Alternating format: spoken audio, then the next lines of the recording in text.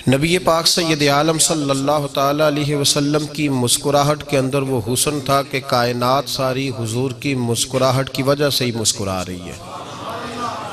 حضرت جریر ابن عبداللہ رضی اللہ تعالیٰ عنہ حضور کے صحابی ہیں، وہ فرماتے ہیں کہ جب حضور مدینہ طیبہ تشریف لائے تو میں ملاقات کے لیے حاضر ہوا۔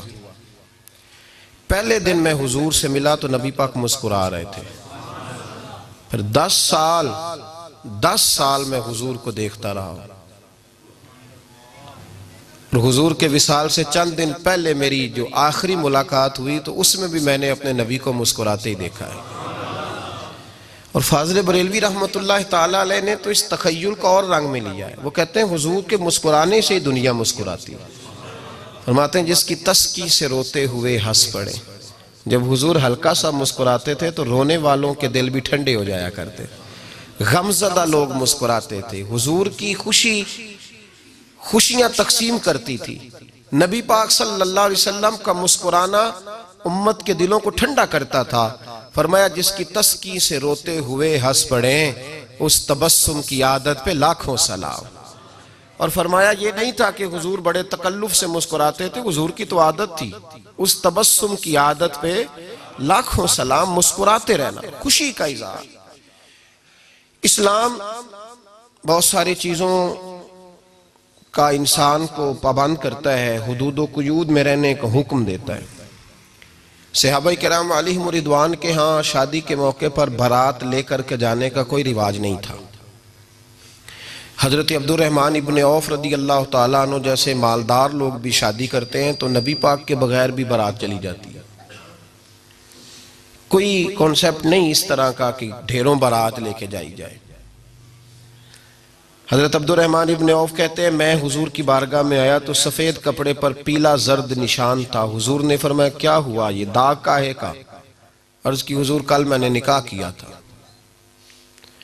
تو محبوب نے جو ارشاد فرمایا اس میں فرمایا بڑی اچھی بات ہے، ولیمہ ضرور کرنا، چاہے ایک بکری ہی ذبح کرنا۔ بارات نہیں لے کے جائی جاتی تھی، ولیمے کا حکم دیا۔ اور بخاری میں نبی پاک نے یہ بھی فرمایا جب تمہیں کوئی ولیمے کی دعوت دے تو جایا کرو۔ اچھا، اب شادی کے موقع پر جو بارات لے کے جائی جاتی ہے تو اگرچہ حضور کی سنت نہیں لیکن اسے ہم حرام نہیں کہتے، اسے ہم ناجائز نہیں کہتے۔ ہم نہیں کہتے کہ یہ تو نے غلط کیا، اگرچہ لے جانا حضور سے ثابت اس مروجہ انداز میں ثابت نہیں، اس طرح ہمارے ہاں جاتے ہیں، لیکن ہم پھر بھی اسے ناجائز۔ کسی صحابی نے اپنے بچے کی شادی پر اپنے گھر میں لائٹنگ نہیں کرائی، لیکن آپ کو دنیا کا کوئی عالم یہ فتویٰ نہیں دے سکتا کہ لائٹنگ کرانا حرام ہے۔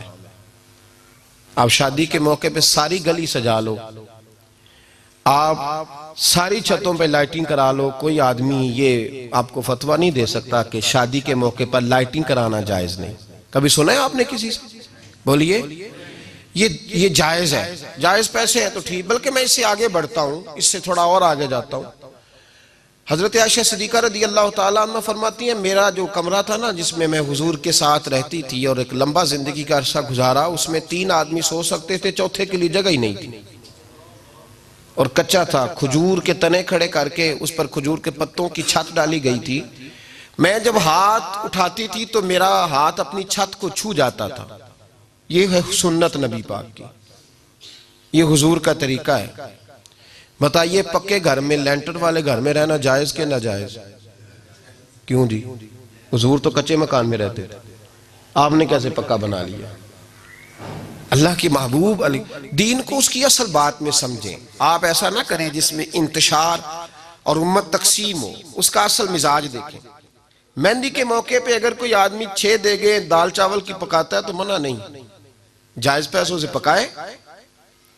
انہیں لائٹنگ لگوائی، کوئی منع نہیں، سارے محلے کو کھانا کھلایا، کوئی منع نہیں، بلکہ نبی پاک نے فرمایا بہترین مسلمان ہی وہ ہے جو سلام پہلے لے اور روٹی زیادہ کھلائے، تو بہترین مسلمان ہے۔ ناجائز کیا ہے؟ ناجائز ہے شادی کے موقع پر بینڈ باجا بجانا، اس میں رقص کرنا، اس میں بھنگڑے ڈالنا، عورتوں مردوں کا اختلاط ہونا، عورتوں کی مووی بنانا، یہ چیزیں ناجائز ہیں۔ تو جو ناجائز ہے اس پہ پابندی لگائی جائے گی، جو جائز ہے اس کے بارے میں یہ کہا جائے گا کہ بھائی احتیاط کی جائے، سنت کی طرف دیکھا جائے تو بہتر یہی ہے۔ لیکن اگر کوئی کسی آدمی کے پاس جائز پیسے ہوں، وہ 100 کنال کے گھر میں رہے، اگرچہ سنت یہ نہیں، پر یہ تو کوئی فتویٰ نہیں نہ دے سکتا کہ حرام ہے تیرا 100 کنال کے گھر میں رہنا، کہ ہے فتویٰ کہیں آپ نے سنا۔ تو ہمارے ہاں تکلیف کا معاملہ یہ ہے، دیکھیں میرے بھائی، کسی بھی صحابی نے، بڑے درد کے ساتھ بات کر رہا ہوں اور یہ میرا درد ہے، میں درد سے اپنے دل کو، اپنے ایمان کو حاضر ناظر کہہ کے بات کر رہا ہوں۔ امت بٹ جاتی ہے ہر موقع پہ یار، ہر جگہ ہی تقسیم ہو رہی ہے امت مسلمہ، ہر روز کچھ نہ کچھ فتوے ایسے مل جاتے ہیں جس میں دراڑیں پڑتی ہیں۔ کسی صحابی نے کسی مسجد کے اندر اشتہار چھپوا کے، اعلان کرا کے درس قرآن کرایا ہے کبھی؟ سیرت النبی کا جلسہ، ختم بخاری، مدرسے کا دستار فضیلت کا جلسہ، آپ نے اشتہار پڑھے ہیں نا یہ سارے مکاتب فکر کے، ہوتے ہیں کہ نہیں ہوتے؟ کسی صحابی نے اس طرح، وہ تو روز درس قرآن دیتے تھے، لیکن اس طرح اشتہار چھپوا کے، پوسٹر لگا کے، اور مصر سے کسی صحابی کو اسپیشل بلوا کے یا یمن سے بلوا کے مسجد کے اندر کبھی درس قرآن کے اجتماعات کرائے، سیرت النبی کے جلسے، ختم بخاری کے؟ او بھائی، یہ ساری چیزیں حضور کے صحابہ کی سنت سے مروجہ انداز میں ثابت نہیں۔ مجھے بتا میرے بھائی، میں درد کے ساتھ تجھ سے سوال کرتا ہوں کہ سیرت النبی کے جلسے میں تو پشاور سے مولانا بلائے، پنڈی سے بلائے، تو گجرات اور کراچی سے لوگوں کو بلا کر کے اگر سیرت کا جلسہ کرائے، اور تو اس میں ایک آدمی کو کراچی سے بلوایا جا رہا ہے تو تو نے اس کو 20,000 کی ٹکٹ بھی دی، اور اشتہار پہ بھی جلسے پہ خرچ ہوا، پھر لنگر بھی پکا، کھانا بھی تو نے کھلایا، نہ تجھے کوئی بیوہ یاد آئی، نہ تجھے کوئی مسکین یاد آیا، نہ تجھے کوئی غریب یاد آیا؟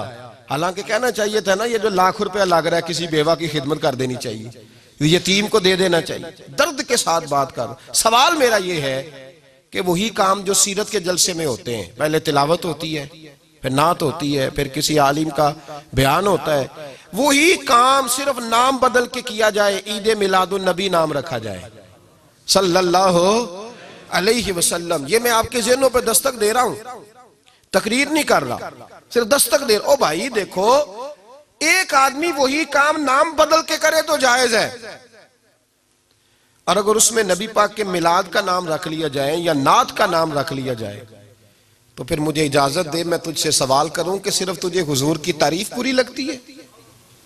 پھر مجھے اجازت دے کہ میں تجھ سے پوچھوں کہ صرف تجھے نعت اچھی نہیں لگتی؟ پھر مجھے اجازت دے کہ میں تجھ سے پوچھوں کہ تجھے صرف رسول اللہ کے قصیدے اچھے نہیں لگتے؟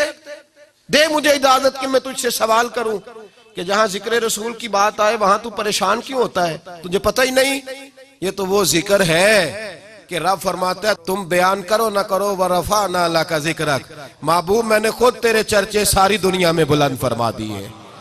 اور نبی پاک نے پوچھا حضرت جبریل سے کہ چل جبریل تو بتا میری امت کو پتہ چلے رب نے میرا ذکر کیسے بلند کیا ہے، تو جناب جبریل کہنے لگے محبوبہ رب فرماتا ہے میرے نبی سے کہہ دے جہاں جہاں تیرے رب کا ذکر ہوگا وہاں وہاں تیرا بھی ذکر ہوتا رہے گا۔ یہ تو محتاج ہی نہیں کسی کا۔ اتنی جلدی لوگ بپھرتے ہیں۔ اللہ فرماتا ہے قُلْ بِفَضْلِ اللَّهِ وَبِرَحْمَتِهِ فَبِذَلِكَ فَلْيَفْرَحُوا، محبوب ان سے کہہ دو جب اللہ کا فضل ملے، جب اللہ کی رحمت ملے تو خوشی مناؤ۔ تیرا نہیں مجھے پتا، مجھے تیرا نہیں پتا، لیکن مجھ سے اگر تو پوچھے تو کائنات میں رب کا سب سے بڑا فضل بھی محمد مصطفیٰ ہی ہے، اور سب سے بڑی رحمت بھی محمد مصطفیٰ ہی ہے۔ وہ دو عالم کی رحمت تھے، وہ جہاں چاہتے وہیں رہتے، یہ تو ان کی مہربانی ہے کہ یہ عالم پسند آیا۔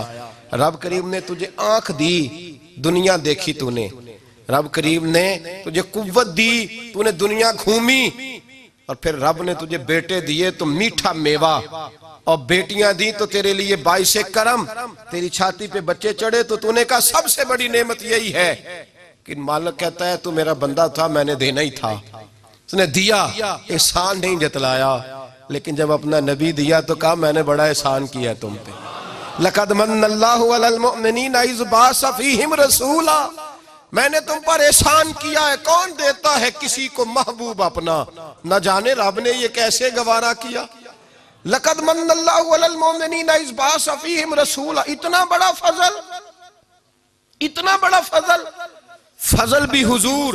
اور جب بات رحمت کی آئی تو فرمایا مومنوں صرف تمہیں ہی نہیں، عیسائیوں، یہودیوں، سکھوں، دنیا میں جتنی مخلوق ہے، حتیٰ کہ جانور بھی، حتیٰ کہ چونٹیاں، نباتات، جمادات، ہر چیز. یا اللہ تو نے کیا دیا؟ فرمایا وما ارسلناک الا رحمتا للعالمین، میں جس کا رب ہوں ان سب کے لیے میں نے اپنے نبی کو رحمت بنا کے بھیج دیا ہے.